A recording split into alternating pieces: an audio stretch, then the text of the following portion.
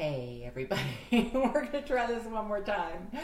For some reason, Facebook keeps crashing for us here. We're not sure, but our internet is up. But technology, thanks for your patience. Worst case, I'm going to finish up this Facebook Live, put the two together for you, and you'll have one long video walking you through the process. We were just talking about the 3 E's: expose, explore, expand. And in our previous video, before everything crashed, we went over expose and explore. And I want to just talk a little bit more about expand. Expand means that we're going to move to the next steps. That now that we're making some really basic recipes in the kitchen with the kids, we're going to maybe do something that's a little bit more daring, a little bit more, a little bit harder, frankly. But we're going to approach it in such a way that the kids can do it without feeling pressure. There's very good research that shows that when we put too much pressure on our kids, and the issue is knowing how much is too much, because we got to push a little bit.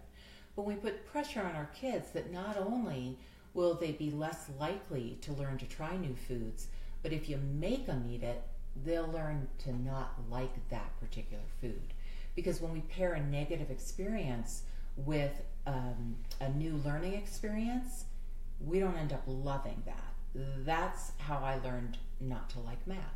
I didn't have a really great math teacher. I think I probably could have been pretty good at it, but it wasn't a good experience for me. I still learned it, but even to this day, I kind of get the heebie-jeebies when I have to do math. You know, really good teachers know this, that we've got to pair a positive, supportive environment with something that's challenging, and that's how we learn to love that challenging activity. And it's the same way that we want to approach learning to eat with some of our highly selective eaters. Even if we're just going to cook together, and it's not even about eating for some of our kids, one of the ways you can expand your potato recipes that we just went over is to do potato skins. Because the kids can take the potatoes that we just talked about. Remember, we talked about putting them in the crock pot and having them all ready for dinner that day, and have the kids scoop out the potato. You know, now they're touching it. Now they're actively participating. We talked about that, how to get them there in our earlier videos. Don't worry about it if it breaks apart, no big deal. And you can just come up with a lot of different fun toppings for your potato bar.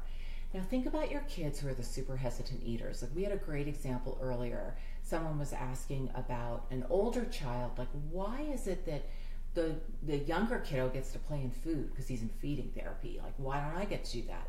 Well, this is a perfect opportunity to have that older child be in charge of helping to set up the potato bar, and maybe encouraging the little one who doesn't necessarily want to touch new foods to pour in some fresh chives, to include a spoon so that they can scoop it out and they don't necessarily have to touch it.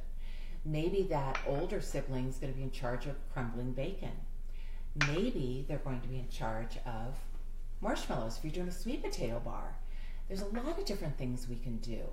One thing I want to stress, though, is don't put out the standard toppings all the time. How often do we go to our refrigerator and there's a little Tupperware in there and it's got a little bit of leftover cauliflower, let's say, and you're thinking, you know, if nobody eats that, I'm going to have to throw it out tomorrow because it's going to go bad.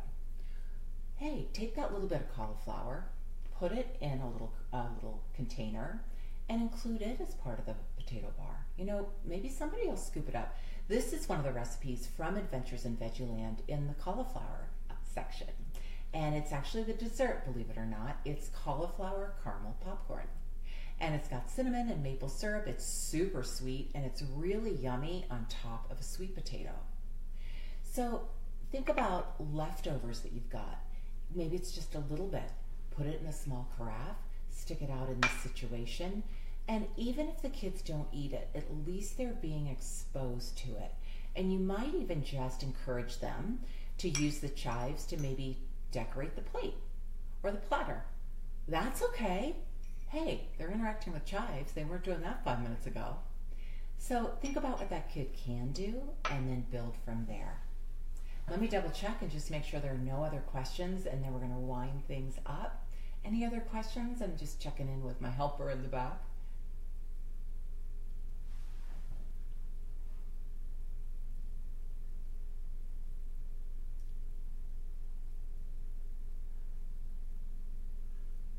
I think we're good.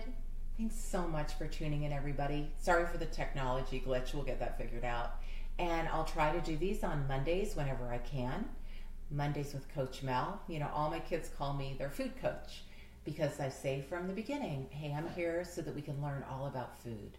And just like you've got a gymnastics coach, you've got a soccer coach, or even a piano teacher / coach, we're going to learn about food together. So Mondays with Coach Mel. I hope you'll join us. Thanks so much for tuning in. Bye-bye, everybody.